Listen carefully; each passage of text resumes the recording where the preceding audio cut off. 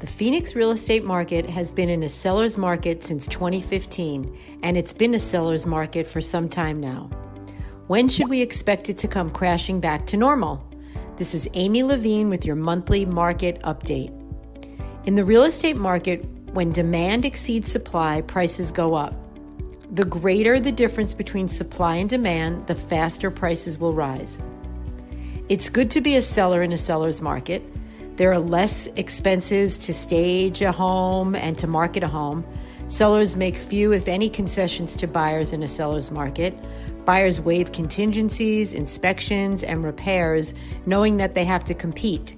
Sellers have more offers to choose from, and the more offers can drive the price up, even over market value, which is what we've been seeing recently.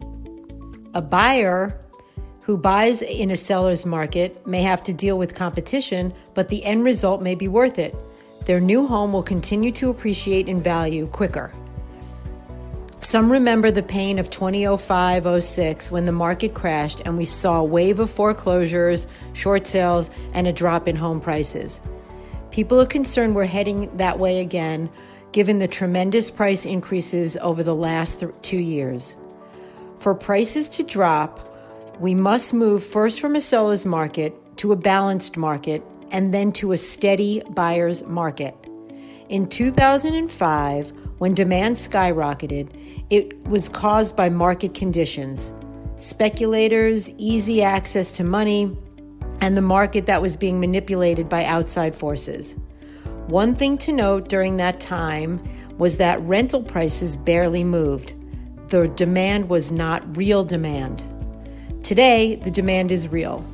Valley population continues to grow faster than construction of new homes.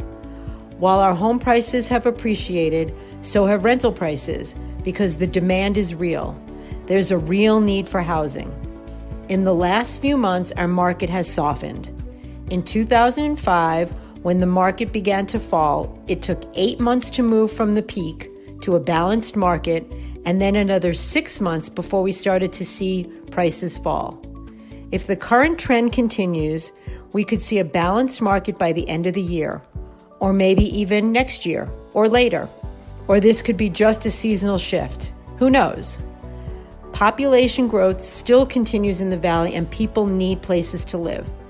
More construction permits have been approved every day, but home building takes time. Though it's nearly impossible to predict the future, it is likely that demand will continue to outpace supply, assuring a continued seller's market for the foreseeable future, but perhaps a gentler one to buyers. Though the market is softening, it would take a major influx of supply to handle the current demand to move us to a balanced market, let alone a buyer's market. And we don't see this coming quickly. We can't predict the future, but we can take action today. And today's market is great for sellers, and it's still really good for buyers. So when it's your time to make a move, please give me a call. This is Amy Lavine with Coldwell Banker Realty.